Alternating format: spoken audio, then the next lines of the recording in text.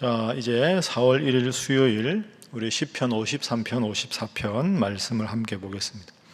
어느덧 그 3월이 다 지나고 4월이 됐습니다. 코로나19 때문에 여러분들 뵙지 못한 지가 한 달 훌쩍 지났습니다. 4월에는 T.S. 엘리엇 시인이 말한 잔인한 달이 아니라 함께 우리가 이렇게 모여서 기도하고 예배당에서 자주 뵙는 희망의 달이 되었으면 좋겠습니다. 40페이지 제가 읽겠습니다.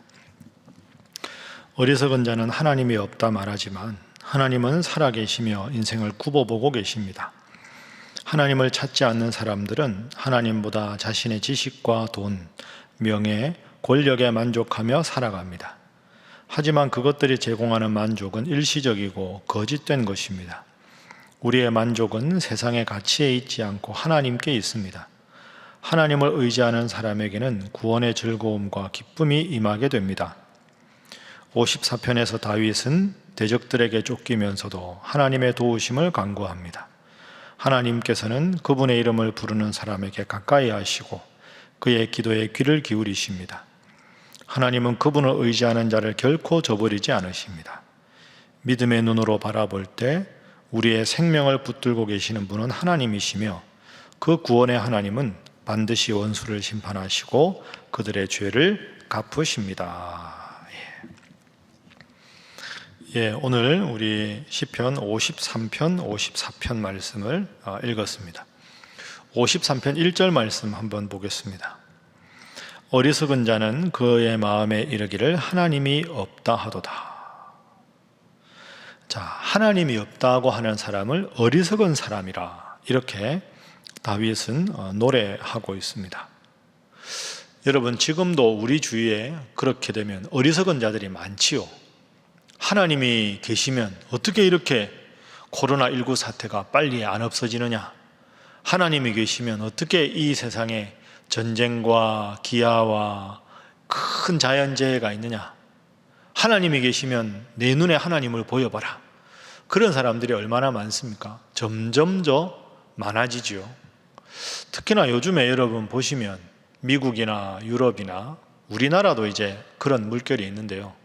하나님을 믿지 않는데 상당히 나름 경건하고 나름 고상하고 나름 예의 바르게 살아가는 사람, 그 사람들은 나름대로 아주 영적인 것 같지만 하나님은 없다고 살아가는 사람들이 의외로 많습니다. 그런 사람들을 오늘 본문에서는 어리석은 자라 이렇게 말하고 있습니다. 그래서 첫 번째 기도 제목은 하나님을 전하는 자가 되게 하소서 하는 것입니다. 하나님을 내가 믿는 자로서 믿지 않는 자들에게 전하는 사람이 돼야 된다. 여러분, 방금 말씀드린 대로 상당히 훌륭한 삶을 나름대로 살아가는 것처럼 보이는 사람들 중에 하나님 없이 살아가는 사람들이 많습니다. 제가 최근에 읽은 글이나 책들에 보면 미국 더 많습니다. 어떤 학자가 이런 말을 합니다. 기독교 정신에 입각해서 건국된 미국은 점점 윤리적으로 타락해가고 유럽의 기독교는 점점 쇠락해져 가는데 더 공중도덕이나 매너나 예의가 바르지 않냐. 하나님 믿는다고 대통령이 맨날 선서하고 대통령 되고 하는 미국은 기독교 국가라 하면서 온갖 범죄가 더 많고, 기독교가 이제는 점점 미미해진 유럽 같은 데는 훨씬 더 종교적으로 성숙한 나라 아니냐, 하나님이 무슨 의미가 있냐, 이런 흐름이 이제 점점 많아지는 거죠. 여러분 어떻게 생각하십니까? 점점 이런 사람들 여러분 주위에도 많아질 텐데, 그런데 이걸 한번 생각해 보십시오. 내가 나름대로 종교적으로 살아가고 도덕적으로 살아가도 그것은 뿌리가 없는 나무와 같습니다. 그렇다고 해서 내 마음속에 욕정이 안 생기나요? 내 마음속에 그렇다고 해서 미움이 없어지나요? 죄가 없어지나요? 없어지지 않습니다. 겉으로 그럴듯하게 살아갈 뿐 마음에는 늘 허전하고 공허하고 내 인생이 이렇게 살아도 되는 것인가 하는 근본적인 질문은 해결할 수가 없습니다. 제가 여러분들에게 올해 들어 자주 말씀드리지요. 내 인생을 어떻게 살 것인가, 어떻게 사는 것이 바른 인생인가를 알려면 내가 어디서부터 왔는가, 어디로 가는가, 이걸 다 알아야 우리가 제대로 인생을 바라보고 살아갈 수 있습니다. 나라는 존재가 어디서 시작했느냐? 하나님께서 창조하셨다. 나라는 존재가 어떻게 살아가야 되는가? 하나님께서 지금도 나를 지키신다. 나라는 존재가 죽음 이후에 어떻게 되는가? 하나님 믿으면 영원한 천국으로 인도하신다. 이 가장 완벽한 체계를 가진 게 성경 말씀에 입각한 기독교입니다. 그래서 내가 지금 어떻게 살아가야 되는가에 대해서 다른 사람들보다 좀 더 도덕적으로 종교적으로 살아가는 건 어떻게 보면 앞에서 시편에서 말씀하는 대로 밑둥이 뿌리가 잘라진 나무와 같고 뿌리가 없는 풀과 같습니다. 푸른 것 같지만 좀 있으면 점점 색깔이 바래지고 그러다가 그냥 사라져가는, 그게 우리 인생이다. 그러니까 내가 지금 도덕적으로 종교적으로 사는 것 같지만 어디서 와서 어디로 가는지를 모르면 내 마음속에 생기는 인생의 허무감, 공허함은 해결할 수가 없다. 그래서 매우 지적으로 보이지만 결국은 그 사람들의 삶은 어리석은 삶이다. 그 사람들에게 어디서 와서 어떻게 살고 어디로 가는가를 분명히 아는, 하나님이 창조하시고 주관하시고 심판하신다, 이 사실을 아는 우리가 인생의 명백한 이치를, 분명한 이치를 보여주어야 한다. 그래서 점점 더 교회가 때로는 비난도 받고 하나님 믿는 사람들의 열심이 점점 식어지고 무신론자가 많아지더라도 우리 이 영상을 청취하시는 우리 사랑하는 신일의 성도들은 하나님 잘 믿고 어리석은 자가 아니라 지혜로운 자로 믿음 생활 잘하는 여러분 되시기를 주님 이름으로 축복합니다. 자, 두 번째 기도 제목입니다.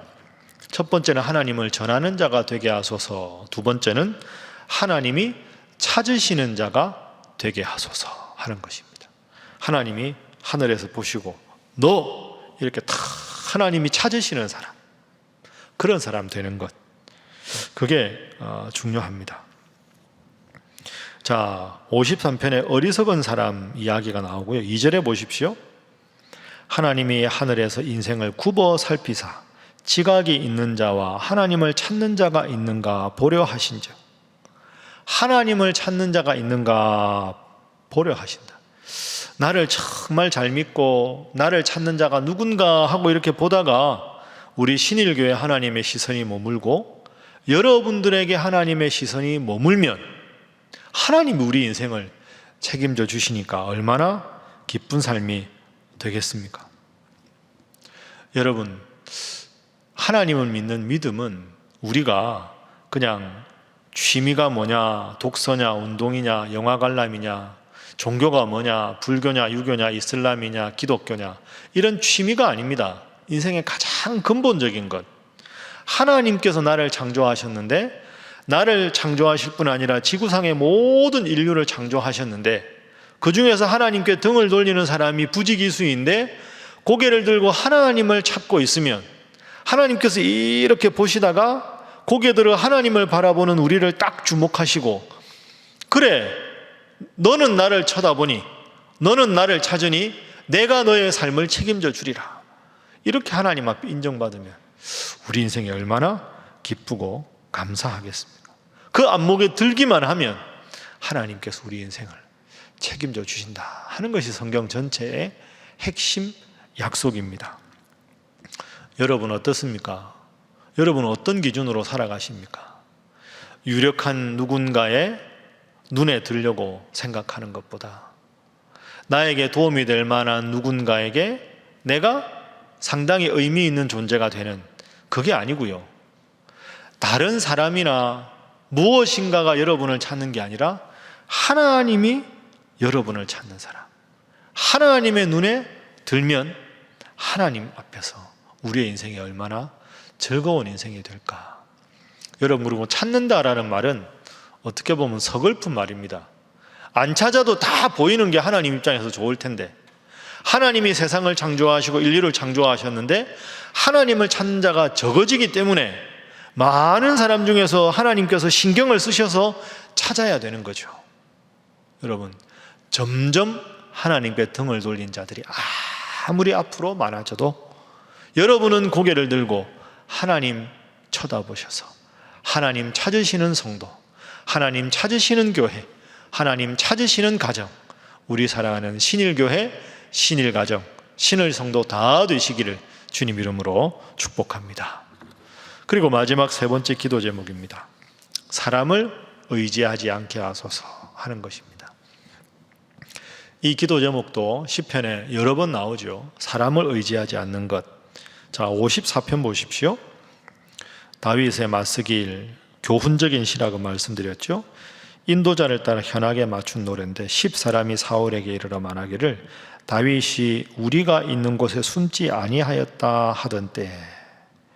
자, 여러분 52편 기억하시지요? 우리가 52편 읽을 때 보면 도액이라는 사람이 다윗이 쫓길 때 대제사장 아히멜렉이 다윗을 도왔다고 해서 아히멜렉과 함께 있던 제사장 85명과 그 식솔들을 다 도액이 죽였지요.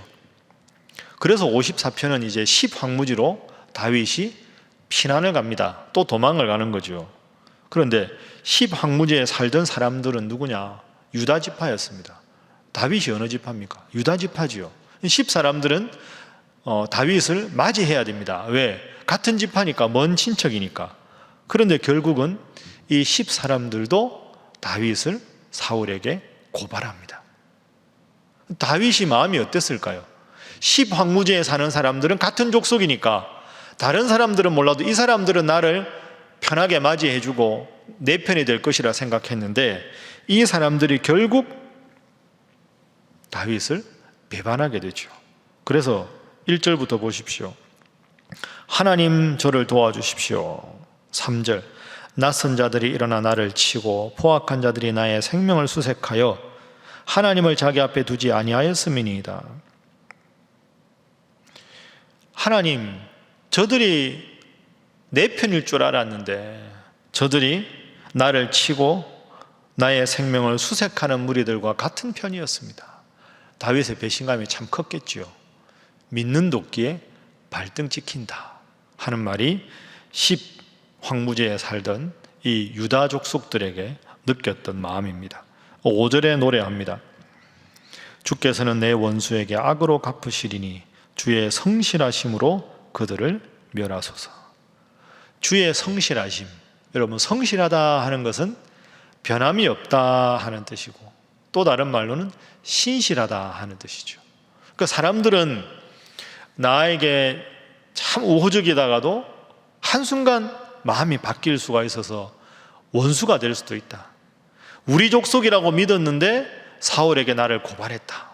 그러나 하나님은 성실하시다, 변함없으시다, 신실하시다. 하나님 또 인생의 쓰디쓴 맛을 봅니다. 하나님만 바라겠습니다. 다윗이 이렇게 고백합니다. 여러분, 그런데 생각해보면 이 10황무지에 살던 유다 조선들이 나쁜 사람이었을까요? 그렇게 보기보다는 상황이, 사울 왕이 훨씬 더 힘이 있으니까 자신들의 생존을 위해서 다윗을 고발했을 수도 있겠지요. 처음부터 나빴던 사람은 별로 없을 겁니다.